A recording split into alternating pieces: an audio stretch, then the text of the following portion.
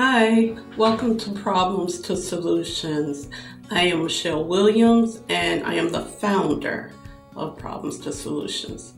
This channel was created to help you navigate through life challenges.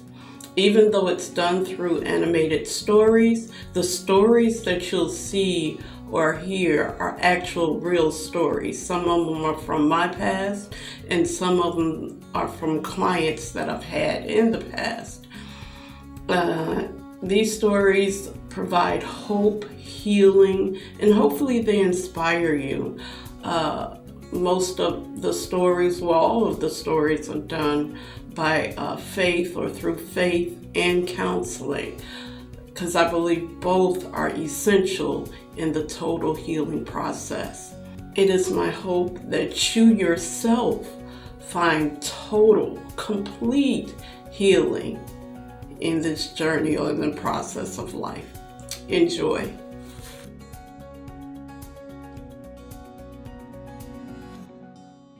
The Wilson family used to gather around their dinner table laughing, joking, and passing bowls of mashed potatoes without a second thought. Darius worked as a delivery manager for a local warehouse, and his wife Liana managed a small daycare out of their home. Their teenage kids, Zion and Destiny, were always asking for extra snacks, permission for field trips, and money for whatever new gadget the world had convinced them they needed. Life was full but manageable, until this year. First, it was little things. Liana noticed her grocery receipt was getting longer, and the bags were getting lighter. Zion needed new cleats, and the price had doubled. Destiny's favorite cereal, gone from shelves or suddenly $8 a box. Darius shrugged it off at first. It's just inflation. It'll calm down. But the prices didn't calm down. They roared louder. Their mortgage went up due to escrow recalculations. Their electricity bill climbed to nearly $500 after the rate hike. The final blow came when Darius's company laid off over 40 people, including him, blaming it on adjustments tied to the federal administration's new budget initiatives. His unemployment benefits weren't enough to cover half of their needs. Liana's daycare was barely breaking even since several parents had pulled their kids due to high tuition. Tension filled the house like smoke. Conversations turned into arguments. The laughter at the dinner table faded. Darius, once upbeat and joking, became quiet and distracted. He spent hours refreshing job boards, applying for roles he was overqualified for, and waiting for callbacks that never came. Liana began staying up late with a calculator, crying silently over a yellow notepad scribbled with overdue bills. The kids noticed. Zion began acting out at school, missing assignments and talking back to teachers. Destiny withdrew completely, avoiding family dinners and burying herself in TikTok and earbuds. The whole house felt like it was unraveling. One night, after a particularly stressful argument over money, Destiny shouted, "Why don't you guys just tell God to fix it if he's so good?" The room went silent. Liana stared at her daughter, stunned. But deep down, she had asked that same question herself. The next morning, Liana sat in her car in the church parking lot. She didn't go in. She just cried and whispered, "God, if you're still here, I need help." A few minutes later, she got out and walked into the church office. She asked for prayer, and the woman behind the desk handed her a card for a family Christian counselor.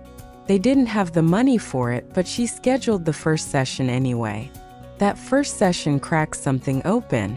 The counselor didn't just talk about budgeting or behavior. She asked questions about the heart of the home, about pressure, about faith fatigue, about spiritual burnout. She introduced the family to a concept they had never heard before: divine strategies, solutions birthed in prayer, guided by scripture, and activated through wise action. Together, they began rebuilding.